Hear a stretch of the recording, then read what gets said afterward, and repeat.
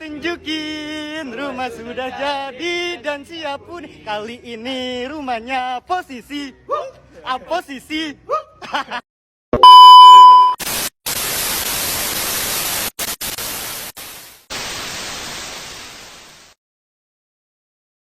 Hai. Perkenalkan, nama saya Muhammad Fauzan. Dan saya Ningsi Pratiwi. Kami dari kelas 12-1. Pada kesempatan kali ini kami akan mempresentasikan materi biologi tentang Sel dan transform membran sel. apa sih itu sel? Sel merupakan unit terkecil dari makhluk hidup secara struktural dan fungsional serta tidak dapat dibagi lagi menjadi bagian yang lebih kecil. Nah, untuk komponennya juga kimiawi penyusun sel ini terbagi menjadi dua, yaitu unsur dan senyawa. Nah, unsur ini terbagi menjadi dua, yaitu unsur makro dan unsur mikro. Nah, di dalam unsur makro ini terdapat C, H, O, N, C, A, P, dan S. Sedangkan di unsur mikro terdapat Fe, Cl, K, Na, Mg, dan L. Nah, untuk senyawa juga terbagi menjadi dua, yaitu senyawa organik dan senyawa anorganik. Untuk senyawa organik ini terdapat karbohidrat, protein, dan lemak. Sedangkan di senyawa anorganik terdapat air, garam, mineral, dan gas. Di sini kami juga akan memaparkan teori sel menurut para ahli. Yang pertama, menurut Sheldon and Sequan, mereka menyebutkan bahwa sel merupakan satuan struktural kehidupan. Sedangkan menurut Robert Brown, nukleus merupakan bahan terpenting dalam suatu sel hidup. Menurut Watson and Crick, materi genetik diturunkan oleh sel pada keturunannya. Dan menurut Felix Dujardin, protoplasma adalah cairan di dalam sel. Secara struktural, sel dibedakan menjadi dua kelompok utama, yaitu sel prokariotik dan sel eukariotik. Sel prokariotik tidak memiliki membran inti, contohnya anggota kingdom Monera seperti bakteri dan alga biru. Sedangkan sel eukariotik memiliki membran inti, contohnya tumbuhan, hewan, jamur, dan protista. Nah, di sini juga ada struktur organel sel dan fungsinya. Yang pertama yaitu ada dinding sel yang dimana merupakan lapisan luar membran sel yang mengelilingi sel-sel tertentu dan berfungsi untuk melindungi dan membentuk sel. Kemudian yang kedua itu ada membran sel, di mana lapisan tipis yang memisahkan isi sel dengan lingkungan luar, memiliki fungsi sebagai pelindung sel dan pengatur keluar masuknya zat. Lalu yang ketiga terdapat nukleus atau inti sel. Organel sel yang berfungsi sebagai pusat pengatur seluruh kegiatan sel. Nukleus merupakan organel terbesar dalam sel dan mengandung informasi genetik berupa DNA. Yang keempat, retikulum endoplasma yang disingkat dengan RE. Organel sel yang berfungsi untuk menghasilkan dan mengirimkan protein ke bagian sel yang membutuhkannya.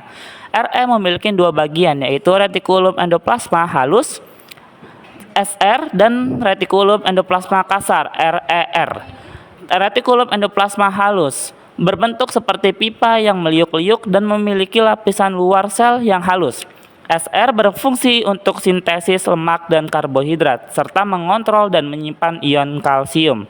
Sedangkan retikulum endoplasma kasar memiliki ribosom di lapisan luarnya sehingga terlihat kasar. RE berfungsi untuk membuat dan menghasilkan protein. Lalu yang kelima ada ribosom, organel sel yang berukuran sangat kecil dan padat yang berada dalam sebuah sel, memiliki fungsi sebagai salah satu tempat untuk melakukan sintesis protein atau pembentukan protein.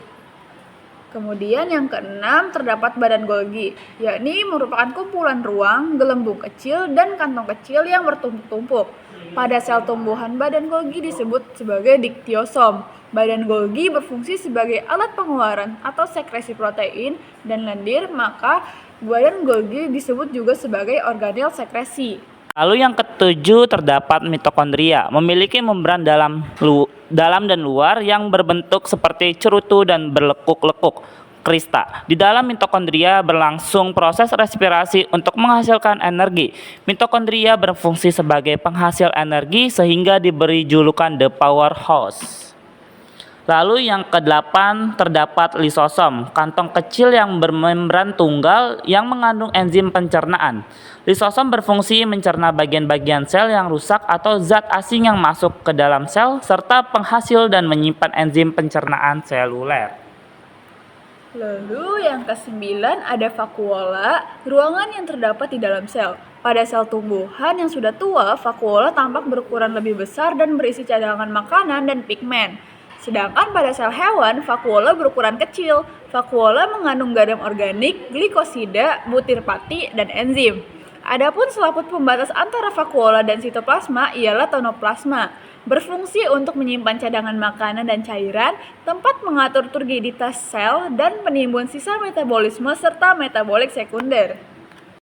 Lalu yang ke-10, sentrosom, yang dimana organel sel yang berfungsi untuk mengatur banyak proses penting dalam sel, terutama pada sel hewan, yakni untuk mengatur mikrotubulus, membantu pembelahan sel mitosis, mengatur datangnya silia primer. Yang ke-11 terdapat sitoplasma. Cairan yang terdapat di dalam sel mengelilingi nukleus. Sitoplasma memiliki fungsi untuk menjalankan fungsi-fungsi kehidupan atau metabolisme seperti mitokondria, lisosom, ribosom, retikulum endoplasma, dan badan Golgi, serta sebagai tempat penyimpanan bahan kimia penting untuk metabolisme sel.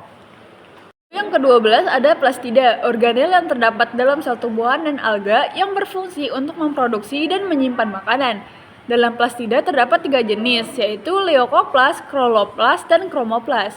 Leukoplast adalah plastida berwarna putih yang berfungsi sebagai penyimpan makanan dan terdiri dari amiloplast untuk menyimpan amilum, elaioplas untuk menyimpan lemak atau minyak, dan proteoplast untuk menyimpan protein.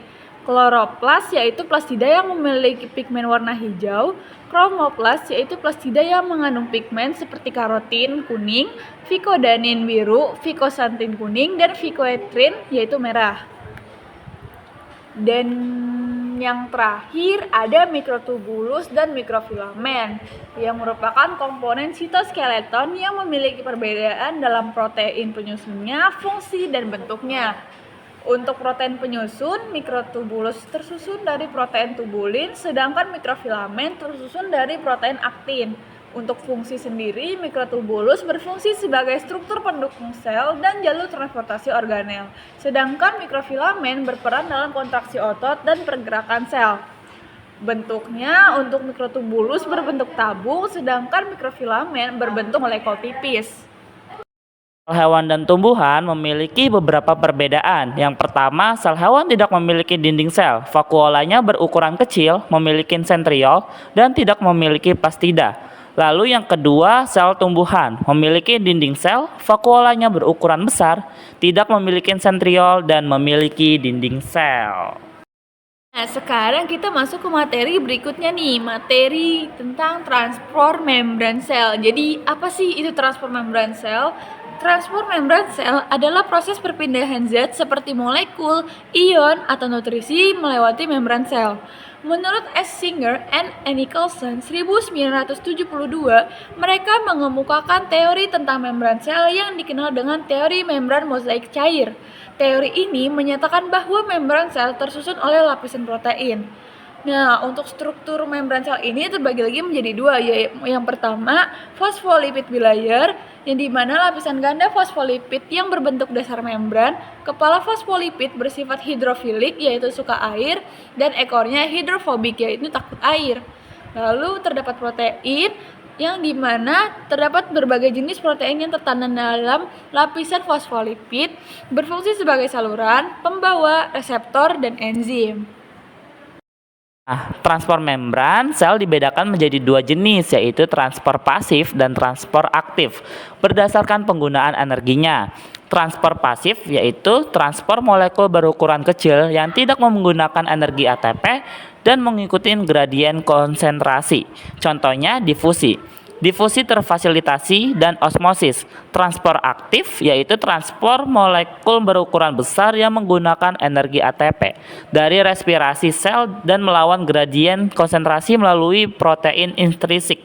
Contohnya endositosis dan eksositosis. Nah, untuk transfer pasif juga memiliki beberapa jenis. Yang pertama ada difusi, yaitu perpindahan dari larutan hipertonik atau kental ke larutan hipotonik encer, sehingga mencapai keadaan isotonik.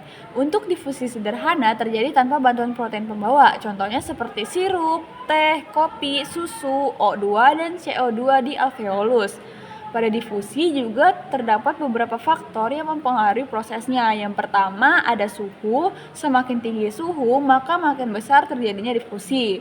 Yang kedua konsentrasi zat, yang dimana semakin pekat molekul semakin cepat proses difusi. Yang ketiga ukuran molekul, semakin besar ukuran molekul maka semakin lambat terjadinya difusi. Yang keempat luas permukaan, makin luas permukaan difusi makin lambat terjadinya difusi. Lalu yang kedua ada difusi terfasilitasi, yang dimana perpindahan zat dari konsentrasi tinggi ke konsentrasi rendah dengan bantuan protein tanpa melibatkan energi ATP. Contohnya seperti pembuatan telur asin dan asinan buah. Lalu yang ketiga ada osmosis, yaitu perpindahan air dari zat yang berkonsentrasi rendah atau hipotonik ke larutan yang berkonsentrasi tinggi atau hipertonik melalui membran semipermeabel sehingga didapatkan larutan yang berkonsentrasi seimbang atau isotonik. Osmosis air dalam membran sel mengalami dua proses, yaitu yang pertama endosmosis, yang dimana masuknya air ke dalam sel karena konsentrasi larutan di dalam sel lebih tinggi. Lalu yang kedua ada eksosmosis, yakni keluarnya air dari dalam sel karena konsentrasi larutan di luar sel lebih tinggi. Dapat macam-macam transport aktif. Yang pertama, eksositosis, proses pengeluaran zat dari dalam sel yang melibatkan vesikula. Lalu yang kedua, endositosis, proses masuknya zat ke dalam sel dengan membentuk vesikula. Nah, untuk endositosis ini terbagi lagi menjadi 3 tipe. Yang pertama fagositosis, memasukkan molekul padat ke dalam sel. Lalu yang kedua ada pinositosis, yakni memasukkan zat cair atau larutan ke dalam sel. Dan yang ketiga atau yang terakhir endositosis reseptor, memasukkan molekul khusus ke dalam sel. Kita udah ngebahas dasar-dasar tentang sel dan membran sel, tapi masih banyak banget nih hal menarik yang bisa kita pelajari. Misalnya tentang penyakit-penyakit yang berhubungan dengan kelainan pada membran sel atau perkembangan teknologi yang memungkinkan kita untuk memanipulasi sel. Jadi bagi kalian yang tertarik untuk mendalami lebih jauh tentang dunia mikro ini, jangan ragu untuk mencari referensi lain. Siapa tahu kalian bisa jadi ilmuwan yang menemukan penemuan baru di bidang biologi sel. Sekian presentasi kami. Terima kasih atas perhatiannya. Thank you, everyone! Thank you, Elmore! Boom!